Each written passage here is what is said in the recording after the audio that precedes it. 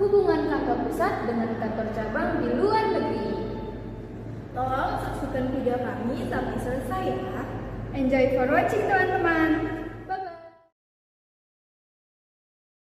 Yang pertama ada pengertian. Perusahaan maju yang sudah mempunyai kantor cabang di luar negeri, laporan keuangannya wajib dijabarkan ke dalam mata uang yang digunakan oleh kantor pusat. Penjabaran dilakukan dengan menggunakan kurs tanggal neraca untuk pos aktiva dan kewajiban moneter, dan pos non-moneter dilaporkan dengan menggunakan kurs tanggal transaksi. Lalu yang selanjutnya ada tahap-tahap penyusunan laporan keuangan gabungan. Yang pertama itu ada kantor cabang harus menjabarkan saldo rekeningnya menjadi saldo mata uang dalam negeri yang dipakai kantor pusat. Yang kedua, proses penjabarannya harus dimulai dari angka yang terdapat pada neraca saldo atas dasar penyusunan neraca lajur. Yang ketiga, jika hasil penjabarannya tidak seimbang, maka selisihnya ditampung dengan rekening penyesuaian kurs dan diperhitungkan sebagai laba atau rugi penyesuaian kurs. Yang keempat, setelah penjabaran saldo rekening pembukuan kantor cabang selesai, lalu menyusun daftar lajur gabungan. Dan yang terakhir, setelah working paper, baru disusun neraca dan laporan laba rugi gabungan antara kantor pusat dan kantor cabang. Berikutnya, saya akan menjelaskan tentang contoh perhitungan di dalam materi kita kali ini. Baik, di sini ada contoh dari neraca saldo per 31 Desember 2007 dari Brilliant Ltd yang berkantor pusat di Jakarta dan cabangnya ada di New York. Nah, di sini bisa kita lihat ya, di dalam tabel itu ada rekening-rekening, terus KP dalam bentuk rupiah, debit dan kredit, lalu ada kas C dalam bentuk dolar, debit dan juga kredit. Nah, untuk selanjutnya ada tingkat kurs dolar yang berlaku selama tahun 2007 sebagai berikut. Di tanggal 31 bulan 12 2007 atau tanggal neraca sejumlah Rp9.800. Rata-rata tahunan sejumlah 9.700. Untuk historikalnya sendiri berjumlah 9.700. Nah, berdasarkan daftar kurs di atas, maka neraca saldo kantor cabang New York dapat dijabarkan dalam rupiah. Contohnya seperti di tabel berikutnya. Kita tulis kembali nama rekening-rekening yang sudah tertera pada neraca saldo per 31 Desember 2007. Lalu setelah ditulis kembali, kita langsung masuk ke neraca saldo dalam bentuk dolar. Untuk neraca saldo dalam bentuk dolar ini, kita hanya tinggal memindahkan dari tabel atau dari jurnal yang sudah ada di neraca saldo per 31 Desember 2007.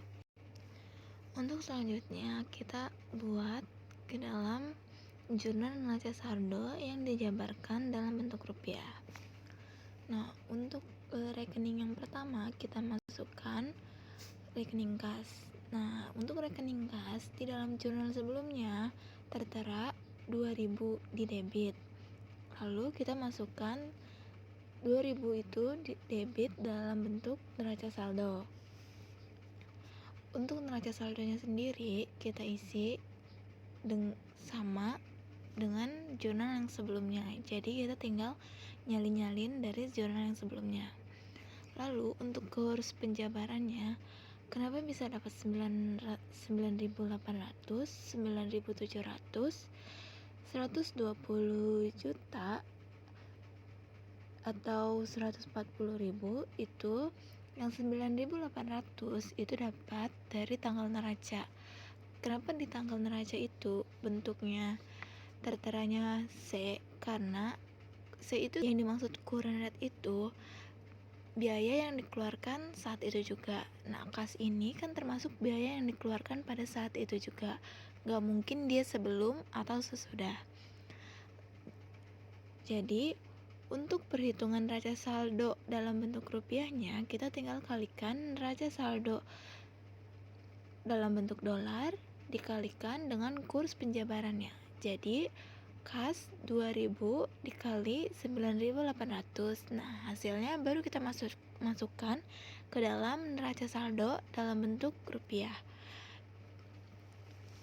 Hasilnya itu jadi 19.600.000. Itu masuknya ke dalam debit. Lalu untuk perhitungan selanjutnya pun sama.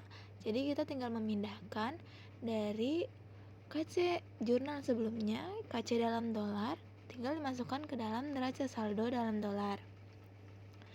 Lalu kurs penjabarannya juga kita bisa lihat dari rekening-rekening yang sudah ada, apakah dia termasuknya pembayaran yang terjadi secara langsung, pembayaran yang sebelumnya atau sesudahnya, atau rata-rata per tahunnya. Lalu yang selanjutnya, aspek perpajakan. Yang pertama, penghasilan yang diperoleh dari cabang di luar negeri, maka jenis pajaknya adalah PPh pasal 24, yaitu fasilitas pajak untuk wajib pajak yang penghasilannya telah dikenakan pajak di luar negeri. Yang kedua, pengkreditan PPh yang dibayar di luar negeri dapat dilakukan dalam tahun pajak digabungkannya penghasilan dari luar negeri tersebut dengan penghasilan di Indonesia. Kesimpulan dari materi yang dijelaskan yaitu bahwa hubungan kantor pusat dan kantor cabang di luar negeri melibatkan beberapa aspek penting seperti penjabaran laporan keuangan, penyusunan laporan keuangan gabungan, aspek perpajakan, dan sistem akuntansi. Dengan memahami dan mengelola aspek-aspek tersebut, perusahaan dapat meningkatkan efisiensi dan efektivitas operasional mereka di luar negeri. Nah, itu dia materi yang sudah kami sampaikan kepada teman-teman semuanya. Semoga bermanfaat bagi teman-teman. Kurang lebihnya mohon maaf. Wassalamualaikum